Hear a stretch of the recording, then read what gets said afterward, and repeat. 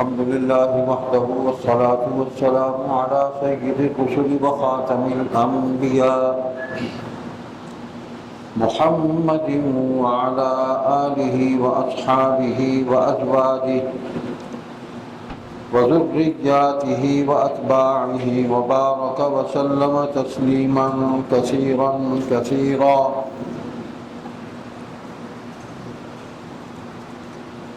أما بعد فأعوذ بالله من الشيطان الرجيم. بسم الله الرحمن الرحيم. ومن يطع الله والرسول فأولئك مع الذين أنعم الله عليهم من النبيين والصديقين والشهداء والصالحين وحسن أولئك رفيقا. ذلك الفضل من الله وكفى بالله عليما. صدق الله مولانا العظيم وصدق رسوله النبي الصادق الوعد الأمين. اللهم صل على محمد وعلى آل محمد كما صليت على إبراهيم وعلى آل إبراهيم إنك حميد مجيد. اللهم بارك على محمد وعلى آل محمد كما باركت على إبراهيم وعلى آل إبراهيم إنك حميد مجيد. قابل احترام میرے بزرگوں، بھائیوں، عزیزوں، ایک مومن اور مسلمان کے لیے اللہ تبارک و تعالی نے جو اطاعت اور فرما برداری طے کر دی ہے، اسی میں اس دنیا اور آخرت کی کامیابی ہے. دو اطاعتیں، دو ہی شہادتیں ہیں، دو ہی اطاعتیں ہیں. اللہ کی توحید کی شہادت اور گواہی ہے، اور حضور خاتم النبیین محمد کریم صلی اللہ علیہ وسلم کی نبوت و رسالت کی شہادت اور گواہی ہے. اشہد ان لا الہ الا اللہ واشہد ان محمد عبدہ ورسولہ. لا الہ الا اللہ محمد رسول اللہ. تو یہ ایمان حاصل کرنے کے لیے، اس نور کو وصول کرنے کے لیے یہ دو گواہیاں ہیں. اور اس میں شرط یہ ہے اقرار باللسان و تصدیق بالقلب. زبان سے اقرار ہے، دل سے اس کی تصدیق ہے، یعنی دل اور زبان ایک ہو. ایسا نہیں کہ دل میں کچھ اور ہو، زبان پر کچھ اور ہو، تو یہ ایمان نہیں ہے، منافقت ہے. تو یہ دو گواہیاں ایمان کی شرائط کے اندر ہیں. اور ویسے ظاہر پر ہی اعتماد کیا جاتا ہے کہ ایک آدمی زبان سے اقرار کر رہا ہے لا الہ الا اللہ محمد رسول اللہ، تو اس نے ظن رکھنا چاہیے اور اس کی زبان پر اعتماد کرتے ہوئے اس کو مسلمان بھائی سمجھنا چاہیے. دلوں کے اندر ہم میں سے کوئی نہیں جھانک سکتا، طاقت ہی نہیں ہمیں. یہ اللہ تبارک و تعالیٰ کی طاقت اور قدرت ہے کہ وہ دلوں کے احوال بھی جانتا ہے. اس کا دعویٰ بھی یہی ہے کہ میں جانتا ہوں جو کچھ تمہارے اندر ہے وہ بھی، اور جو تم ظاہر کر رہے ہو وہ بھی. اس کا علم ہر شے کو محیط ہے، ہر چیز اس کے ہاتھ میں آ جاتی ہے. اسی طرح جب اقرار ہو گیا زبان سے، دل سے تصدیق ہو گئی، تو پھر اب دو اطاعتیں ہیں کہ جو عملی زندگی کے اندر ایک مومن اور مسلمان اس کے لیے فرض ہیں. اس کے بغیر یعنی ایمان جو ہے وہ کامل نہیں ہو سکتا، ممکن نہیں. جیسے قرآن کریم میں مختلف مقامات پر فرمایا یا ایھا الذین آمنوا اطیعوا اللہ واطیعوا الرسول. ایمان والوں. اب یہ اطاعت ایمان والوں کے لیے، کافروں کے لیے نہیں، منافقوں کے لیے نہیں ہے. قرآن کے جتنے حکم ہیں وہ مومنین کے لیے، مومنات کے لیے، مسلمین اور مسلمات کے لیے، منافقین کے لیے نماز کا حکم نہیں ہے، کفار اور مشرکین کے لیے نماز، روزہ، زکوٰۃ، حج اس کا حکم نہیں ہے، ایمان والوں کے لیے۔ اطیعوا اللہ و اطیعوا الرسول، دو اطاعتیں ہیں، اللہ کی اطاعت اور اللہ کے رسول کی اطاعت صلی اللہ علیہ وسلم۔ اللہ کے احکام قرآن کریم میں آ گئے اور قرآن کریم کی تلاوت حضور صلی اللہ علیہ وسلم نے فرما کے حکم سنا دیے، اور پھر ان حکموں کی تفصیل بیان کی، اس کی تشریح بھی کی ہے، جس کو حدیث کہتے ہیں زبان سے، اور عمل سے جو کچھ کیا وہ سنت ہے۔ تو اب دو اطاعتیں آ گئیں، اللہ کا حکم، اور وہ بھی حضور صلی اللہ علیہ وسلم سے وصول کیا ہم نے، اللہ نے ہم پر نازل نہیں کیا، ذریعہ نبی علیہ الصلوۃ والسلام ہے۔ تو جب اللہ کا حکم ہم نے حضور علیہ الصلوۃ والسلام سے وصول کیا ہے تو اس پر عمل کا طریقہ بھی حضور صلی اللہ علیہ وسلم سے وصول کریں گے، اور اس کی تعبیر، اس کی تشریح، اس کی تفسیر، اس کی تفصیل، اس کا مفہوم، اس کا مطلب، اس کا معنی، جو کچھ بھی ہے وہ بھی حضور صلی اللہ علیہ وسلم سے ہی ہم وصول کریں گے۔ تو دو اطاعتیں، نماز کا حکم آیا، حضور نے نماز پڑھ کے دکھا دی، حکم دیا نماز پڑھو، یا رسول اللہ کیسے پڑھیں؟ ایسے پڑھو۔ زکوٰۃ کا حکم آ گیا، یا رسول اللہ کیسے زکوٰۃ دیں؟ یہ نصاب ہے، ایسے زکوٰۃ دو۔ عشر ہے، ایسے اس میں سے نکالو، ٹھیک ہے۔ حج ہے، استطاعت ہو گئی ہے، ایسے حج کرنا ہے، فرض ہے، ہو گیا، کیسے کرنا ہے؟ حضور نے کر کے دکھایا، ایسے عمرہ کرنا ہے۔ جہاد ہے، کاروبار اور تجارت ہے، حکومت ہے، حتیٰ کہ روز مرہ کے ہمارے معاملات ہیں، صبح و شام 24 گھنٹے کی ہماری جو زندگی ہے اس کے تمام اعمال جو ہے وہ اس کا مسنون طریقہ موجود ہے، اسی لیے فرمایا حضور صلی اللہ علیہ وسلم کی اطاعت کرو۔ اب حضور کی اطاعت کیا ہے؟ وَمَن يُطِعِ الرَّسُولَ فَقَدْ أَطَاعَ اللَّهَ۔ اللہ تعالیٰ نے سارے شکوک و شبہات، سوالات، جو ابہامات آج پیدا کر رہے ہیں لوگ کہ جناب یہ تو خدائی تقسیم ہے، یہ محمدی تقسیم ہے، خدائی تقسیم کو چھوڑ دیں، محمدی تقسیم کو لے لیں، تو محمدی تقسیم جو ہے وہ آپ کو کس نے بتلائی ہے؟ خدائی تقسیم بھی تو محمد رسول اللہ صلی اللہ علیہ وسلم نے بتلائی اور اس کی تشریح بھی خود فرمائی۔ تو یہ جو فرق ہم کرتے ہیں اللہ اور اللہ کے نبی کے حکموں کے درمیان، یہ ہمیں اس کا حق نہیں ہے ہی نہیں، فرق ہے ہی نہیں، وہ تو قرآن کریم میں ہے کہ یہ تو مجھے بھی اللہ تعالیٰ نے یہ اختیار نہیں دیا کہ میں جو ہے وہ اللہ کے حکموں کے اندر کوئی تبدیلی کروں، میں اللہ کے اس کے ناراضی سے، اس کے عذاب سے ڈرتا ہوں، تو مجھے بھی اختیار نہیں، بس جیسے آیا ویسے ہی میں نے پیش کر دیا۔ یا ایھا الرسول بلغ ما انزل الیک من ربک وَإِن لَّمْ تَفْعَلْ فَمَا بَلَّغْتَ رِسَالَتَهُ، جو کچھ آپ کے رب کی طرف سے آپ پر نازل ہوا بس پہنچا دیں اس کو، نہیں پہنچایا تو آپ نے رسالت کا، نبوت کا حق ادا نہیں کیا۔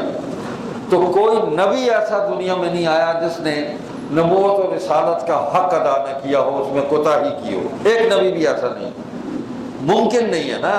اس لیے کہ یہ فریضہ، یہ ذمہ داری نبوت اور رسالت کی، یہ ڈیوٹی اللہ تبارک و تعالیٰ کی طرف سے براہ راست اپنے چنے ہوئے بندے کو ملتی ہے، اور وہ اس فرض کے اندر ایک ذرہ برابر بھی کمی کوتاہی نہیں کر سکتا، نہ اس میں اضافہ کرتا ہے، نہ کمی کر سکتا ہے، نہ اس میں غفلت کر سکتا ہے۔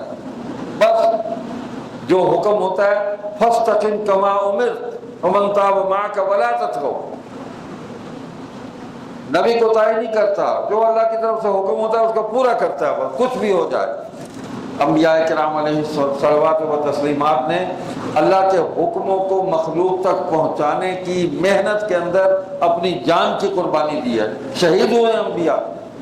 یہی یہود و نصارہ ہیں کہ جنہوں نے کتنے انبیاء جو ہیں وہ شہید کیے، ان کو قتل کیا۔ کیا جرم تھا کہ وہ اللہ کا پیغام پہنچا رہے تھے، توحید سنا رہے تھے، اللہ کی طرف بلا رہے تھے، اللہ کے حکموں کو سنا رہے تھے، یہی جرم تھا، قتل کیا ان کو۔ اور دوسرا کام یہ کیا، پھر ان کی قبریں بنائیں اور قبروں کو سجدہ گاہ بنا لیا۔ کوئی کام نیا نہیں ہے، سارے کام پرانے ہیں۔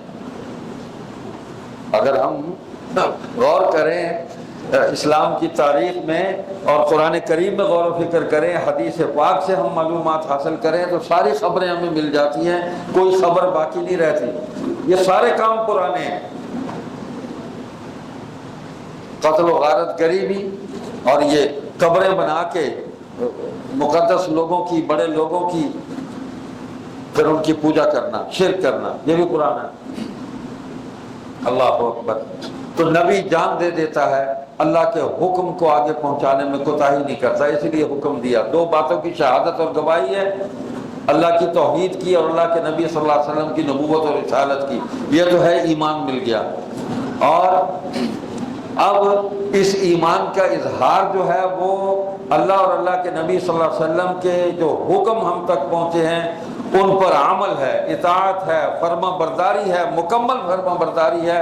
اپنی رائے ختم، اپنا فیصلہ ختم، اپنی خواہش ختم، اللہ اور اللہ کے نبی صلی اللہ علیہ وسلم کا فیصلہ، خواہش، رائے، حکم وہی چلے گا اگر ہم ایمان والے ہیں۔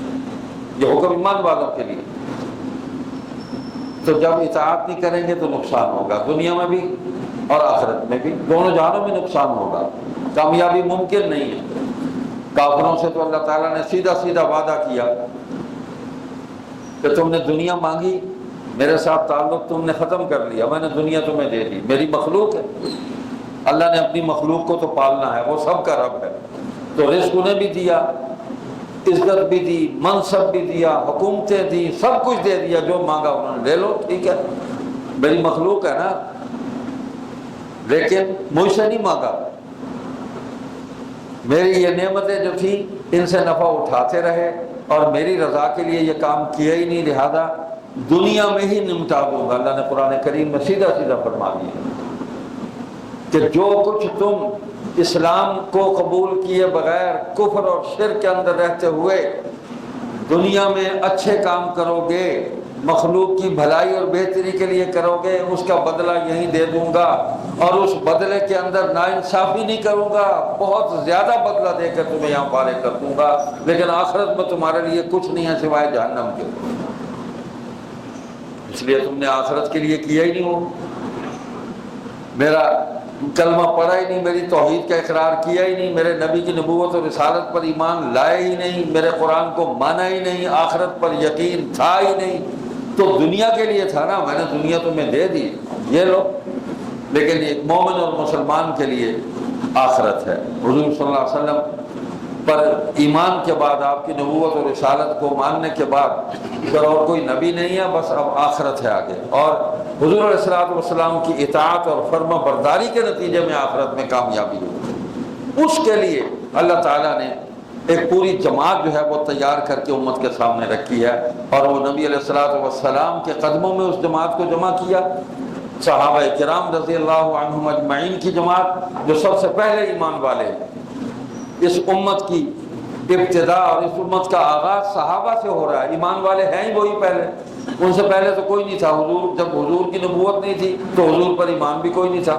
ہاں، جن انبیاء نے اپنے اپنے دور میں اپنے پر ایمان لانے والوں کو حضور صلی اللہ علیہ وسلم کا تعارف کرایا، آتا یہی ہے حدیث میں، مفہوم ہے کہ ہر نبی نے میرا تعارف کرایا اپنی امت کو، اور قرآن کریم میں حضرت عیسیٰ علیہ السلام نے تو نام بھی لے دیا، وہ آیت بھی آ گئی، یاتی من بعد اسمہ احمد، میرے بعد جو آئیں گے ان کا نام احمد ہوگا، ایمان لانا ان کو، تو انہوں نے نام بھی لے دیا، تو ہر نبی نے تعارف کرایا، لیکن امت وہ انہی انبیاء کی تھی جن کے دور میں وہ لوگ تھے، وہ چلے گئے، امتیں ختم ہو گئیں، کتابیں ختم ہو گئیں، وہ شریعتیں ختم ہو گئیں، احکام ختم ہو گئے، نبی علیہ السلام تشریف لائے، پچھلے احکام منسوخ، اب حضور کی شریعت ہے، حضور جو کتاب لائے، کتاب اللہ قرآن کریم، یہی چلے گی قیامت تک، حضور نے جو حدیث بیان کی اس کتاب کی تشریح میں وہی چلے گی، جو سنت اس پر عمل کر کے دکھایا وہی چلے گی،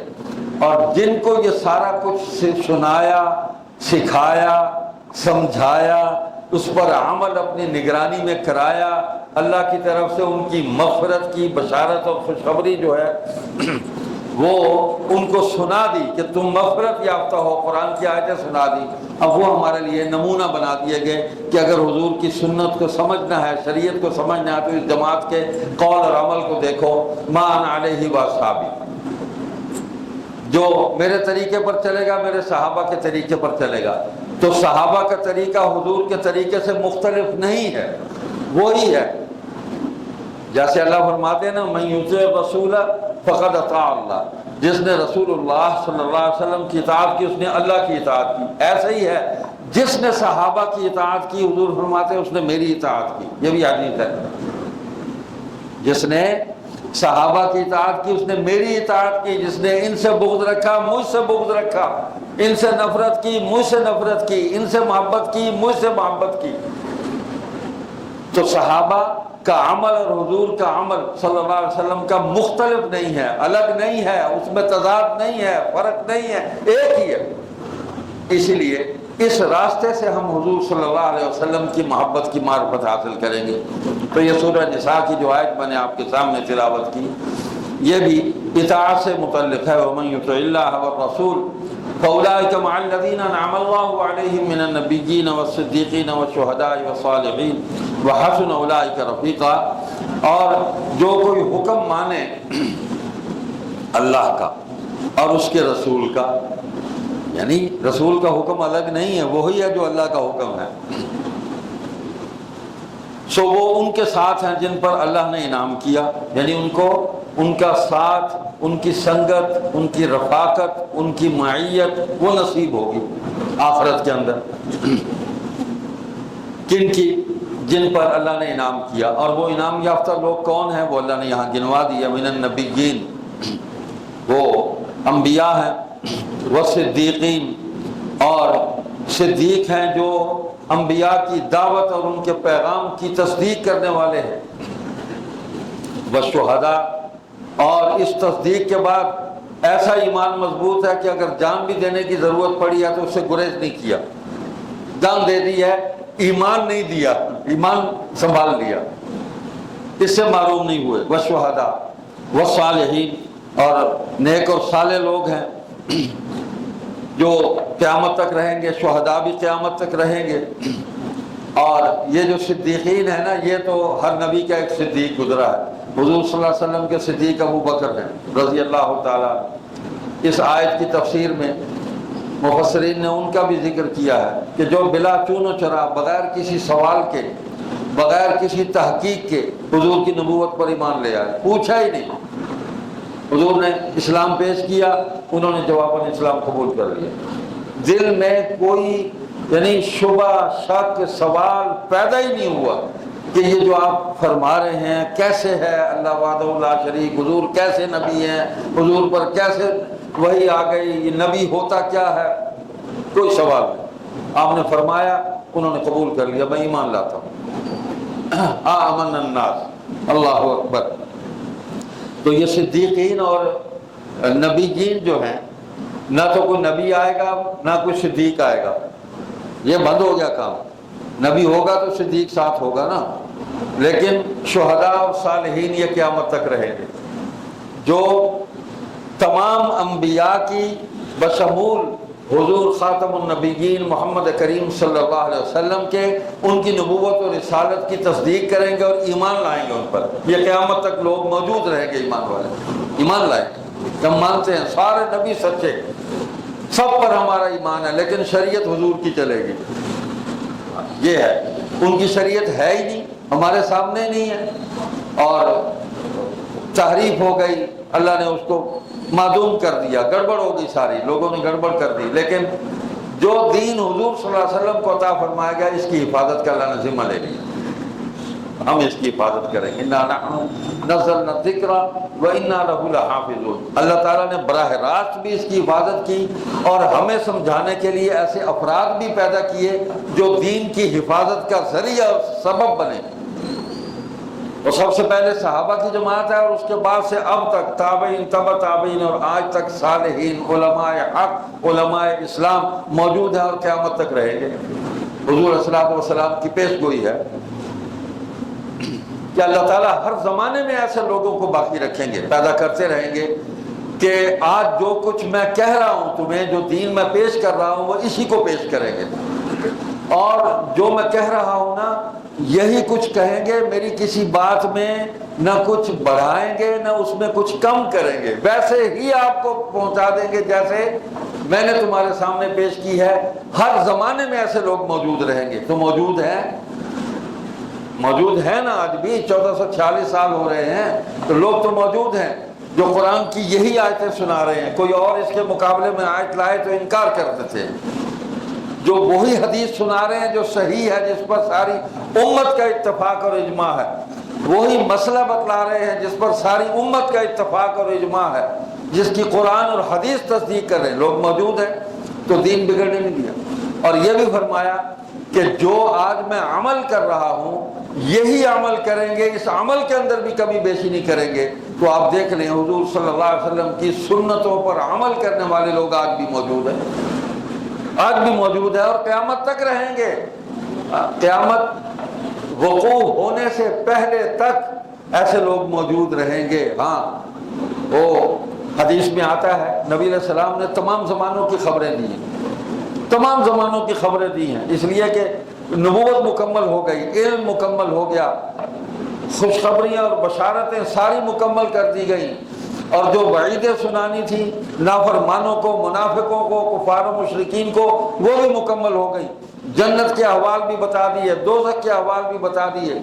تو حدیث میں آتا ہے کہ قرب قیامت میں جب کفر اور شرک کا غلبہ ہو جائے گا، یہ اللہ کا امر ہے، اللہ نے کائنات کو جب ختم کرنا ہے نا، آہستہ آہستہ ایمان والے ختم ہوتے جائیں گے، مرتے جائیں گے، قبروں میں چلتے چلے جائیں گے، زمین میں سارے پیوند زمین ہوتے چلے جائیں گے، اور جو تھوڑے سے بچ جائیں گے نا، تو حدیث میں آتا ہے کہ اللہ تعالیٰ خوشبودار ہوا چلائیں گے، بس وہ ہوا چلے گی اور وہ ایمان والوں کے ناک سے جو ہی ان کے جسم میں داخل ہوگی ان پر موت آ جائے گی، وہ ختم ہو جائے گی، پھر زمین پر کوئی ایمان والا باقی نہیں ہوگا، تب قیامت آئے گی کہ اب اس نظام کو ختم کرنا ضروری ہو گیا ہے کہ جب اس زمین پر اللہ کا نام لینے والا کوئی نہیں، اللہ کے نبی صلی اللہ علیہ وسلم کا نام لینے والا کوئی نہیں، اب کوئی جواز نہیں ہے کہ یہ باقی رہے، تو اللہ اس کو ختم کر دیں گے، پھر قیامت آ جائے گی۔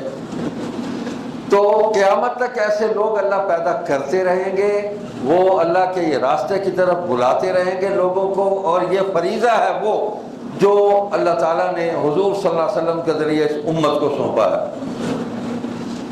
اعوذ باللہ من الشیطان الرجیم، کنتم خیر امت اخرجت للناس تأمرون بالمعروف وتنہون عن المنکر۔ تم ساری امتیں جتنی پیچھے گزری ہیں ان میں بہترین امت بنا کر اس دنیا کے اندر اٹھائی گئی ہو۔ یہ حضور صلی اللہ علیہ وسلم کی امت کو یہ اعزاز دیا ہے اللہ تعالیٰ نے، یہ عزت دی ہے کہ پچھلی ساری امتوں سے تم بہترین امت ہو۔ کیوں؟ تأمرون بالمعروف، نیکی کا حکم کرتے ہو، وتنہون عن المنکر، تم برائی سے روکتے ہو،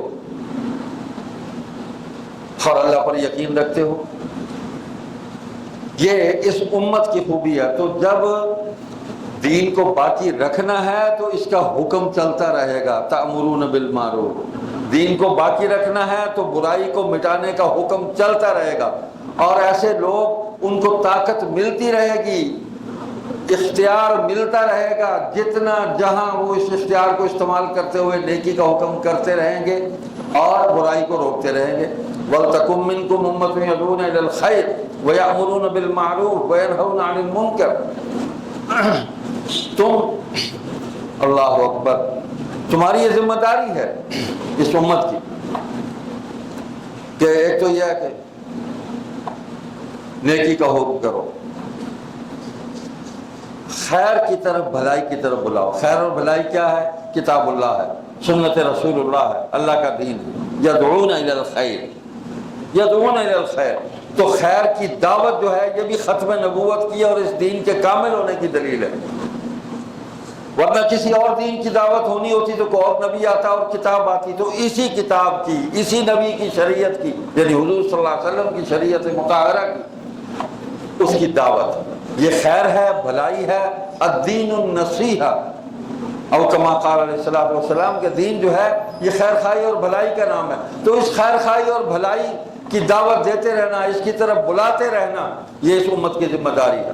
یدعون الی الخیر ویأمرون بالمعروف، نیکی کا حکم کرتے رہنا، وینہون عن المنکر، برائی سے روکتے رہنا، تو یہ اس امت کی ذمہ داریاں ہیں اور یہ امت پوری کرتی رہے گی انشاءاللہ ثم انشاءاللہ، قیامت کی صبح طلوع ہونے سے پہلے پہلے۔ تو اطاعت، جیسے میں نے شروع میں بات کی کہ دو گواہیاں ہیں ایمان کو قبول کرنے کے لیے، اشہد ان لا الہ الا اللہ و اشہد ان محمد عبدہ و رسولہ، دو گواہیاں ہیں، ایمان وصول ہو گیا۔ اب اس پر عمل جو ہے وہ اطیعوا اللہ و اطیعوا الرسول، اللہ کے حکموں کی اطاعت اور اللہ کے رسول صلی اللہ علیہ وسلم کی اطاعت جو فرما رہے ہیں، اور اللہ کا حکم جو ہے وہی نبی جو ہے وہ امت کو سنا رہے ہیں۔ اور من یطع الرسول فقد اطاع اللہ، جس نے رسول اللہ صلی اللہ علیہ وسلم کی اطاعت کی اس نے اللہ کی اطاعت کی۔ تو دو اطاعتیں ہیں اور دو گواہیاں ہیں، دو شہادتیں ہیں، تو انہی پر ہی ایک مومن اور مسلمان چلتا رہے تو اس کی ساری زندگی ایمان پر چلے گی اور آخرت میں اس کو اجر ملے گا۔ امیر المومنین سیدنا علی رضی اللہ تعالیٰ عنہ فرمایا کرتے تھے کہ ہمیں دنیا میں حضور صلی اللہ علیہ وسلم کی ذات اقدس جو ہے سب سے زیادہ اس سے محبت تھی، اپنے مال سے، اپنی اولاد سے، والدین سے، دنیا کے سارے لوگوں سے ہمارے دل میں سب سے زیادہ محبت حضور صلی اللہ علیہ وسلم کی تھی۔ فرماتے ہیں ایک دن ایک شخص آیا اور بڑی اس نے نا حسرت سے ایک بات کہی، بڑی حسرت سے کہنے لگا کہ یا رسول اللہ مجھے اپنے اہل و عیال سے بھی زیادہ آپ جو ہے نا محبوب ہیں، میں آپ سے بڑا پیار کرتا ہوں، اتنی کسی سے مجھے محبت نہیں ہے جتنی آپ سے محبت ہے۔ اللہ اکبر، صحابہ نے نا حضور سے لاڈ پیار کیا اور حضور نے بھی اپنے صحابہ سے بڑا لاڈ پیار کیا، بڑا دفاع کیا صحابہ کا۔ اگلا جملہ پتہ کیا کہا؟ آپ کی یاد آتی ہے نا تو مجھ سے صبر نہیں ہوتا یا رسول اللہ، جب تک آپ کو دیکھ نہ لوں مجھے چین نہیں آتا، قرار نہیں آتا، اتنا پیار ہے مجھے آپ سے، لیکن ایک غم ہے مجھے۔ فرمایا وہ کیا غم ہے؟ فرمایا کہ جب مر آ جائیں گے ہم، آپ بھی اللہ کے یہاں پہنچ جائیں گے، تو آپ تو قیامت کے دن انبیاء کے ساتھ ہوں گے، وہاں آپ کو کیسے دیکھوں گا، کہاں دیکھوں گا، مجھے تو قرار نہیں آئے گا۔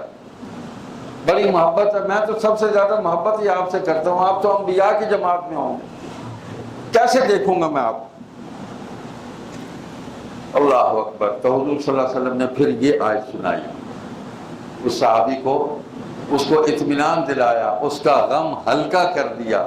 فرمایا کہ اس میں یہی بات ہے، وَمَن يُطِعِ اللَّهَ وَالرَّسُولَ فَأُولَٰئِكَ مَعَ الَّذِينَ أَنْعَمَ اللَّهُ عَلَيْهِم مِّنَ النَّبِيِّينَ وَالصِّدِّيقِينَ وَالشُّهَدَاءِ وَالصَّالِحِينَ وَحَسُنَ أُولَٰئِكَ رَفِيقًا، کہ اور جو کوئی حکم مانے اللہ کا اور اس کے رسول کا سو وہ ان کے ساتھ ہیں جن پر اللہ نے انعام کیا، یعنی ان کی معیت اور سنگت اور رفاقت قیامت کے دن حاصل ہوگی۔ حضور کو دیکھ رہے ہوں گے، حضور کی زیارت سے محروم نہیں ہوں گے، اور صدیقین کو بھی دیکھیں گے، شہداء کو بھی دیکھیں گے، نیک لوگوں کو بھی دیکھیں گے، سب کو دیکھیں گے جو حضور کے فرما بردار ہیں، وہ سب ان کو نظر آئیں گے۔ اور اللہ اکبر، فرمایا اور اچھی ہے ان کی رفاقت، کیسی اچھی رفاقت ہوگی، وَحَسُنَ أُولَٰئِكَ رَفِيقًا ذَلِكَ الْفَضْلُ مِنَ اللَّهِ، یہ فضل ہے اللہ کی طرف سے، اور اللہ کافی ہے جاننے والا۔ یعنی یہ اللہ کی اطاعت، اللہ کے نبی صلی اللہ علیہ وسلم کی اطاعت کے بدلے میں اللہ اتنا فضل فرمائیں گے کہ اللہ اس دن یہ ان کی معیت ہمیں، ان کی سنگت، رفاقت وہ ہمیں اللہ نصیب فرما دیں گے، ہم حضور کو بھی دیکھتے ہوں گے۔ اللہ نے تو یہاں تک حضور کے ذریعے ہمیں بتلا دیا، ربنا آتنا فی الدنیا حسنہ وفی الآخرۃ حسنہ، کہ دنیا اے اللہ ہماری دنیا بھی اچھی کر دے، ہماری آخرت بھی اچھی کر دے۔ تو آخرت میں ایک تو جنت میں جانا ہے، آخرت کا اچھا ہونا، کامیابی جنت میں داخل ہونا ہے، لیکن اس کی تفسیر میں یہ حدیث بھی مفسرین نے نقل کی ہے کہ قیامت کا دن پھر جنت والوں کو اللہ تعالیٰ اپنی زیارت بھی کرائیں گے، لو مجھے دیکھ لو، ساری نعمتیں تمہیں مل گئی ہیں، بتاؤ کوئی رہ گئی ہے؟ یا اللہ ہمیں تو نہیں کوئی اندازہ کہ کون سی رہ گئی۔ فرمایا یہ رہ گئی تھی، تمہیں اندازہ نہیں ہو سکتا، یہ میں ہی جانتا ہوں۔ لو پردہ ختم ہو گیا، مجھے دیکھ لو، میں ہوں وہ اللہ جس نے تمہیں پیدا کیا، جس نے تمہیں زندگی، جس نے تمہیں موت دی، جس نے پھر تمہیں زندہ کیا، اور میں وہی اللہ ہوں جو تمہیں یہاں جنت میں لے آیا، جو تمہارے ساتھ میں نے وعدہ کیا تھا۔ تو جب ہم اللہ کو دیکھ رہے ہوں گے انشاءاللہ ثم انشاءاللہ، تو اللہ کے نبی صلی اللہ علیہ وسلم کو بھی دیکھ رہے ہوں گے، تو حضور نے تسلی دی صحابی کو کہ غم نہ کر، خوش ہو جا، وہاں تو میرے ساتھ ہوگا، جس نے مجھ سے محبت کی وہ میرے ساتھ ہی ہوگا انشاءاللہ۔ تو نبی صلی اللہ علیہ وسلم سے محبت کا اظہار جو ہے وہ سب سے جو بہترین طریقہ ہے وہ درود پاک کا مسلسل پڑھنا ہے۔ حضور فرماتے ہیں 10 دفعہ صبح پڑھو، 10 دفعہ شام کو پڑھو، میں جنت میں تمہیں لے جانے کا میں ذمہ داری لیتا ہوں۔ کتنا آسان ہے، تو ہم یہ آسان ترین عمل بھی نہیں کرتے۔ 10 دفعہ بھی بھائی مختصر درود پڑھ لو، صلی اللہ علیہ حبیبی سیدنا محمد وآلہ وسلم، یہی پڑھ لو 10 دفعہ۔ درود ابراہیمی پورا نہیں پڑھ سکتے، ویسے تو بہت ہی کنجوس آدمی ہوتا ہے کہ جو درود پڑھنے میں اس کا دل تنگ ہو، جو اس کو بے چینی ہو کہ میں فلاں کام کرنا ہے، درود پڑھ لیا تو وہ کام رہ جائے گا، بڑا ہی کوئی کنجوس اور بخیل انسان ہے وہ۔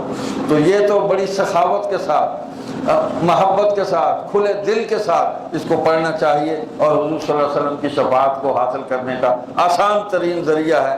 انشاءاللہ اس سے گناہ بھی معاف ہوں گے، رزق میں بھی برکت ہوگی، دنیا کے کام بھی سیدھے ہو جائیں گے، آخرت بھی سنور جائے گی۔ والسلام علیکم ورحمۃ اللہ وبرکاتہ۔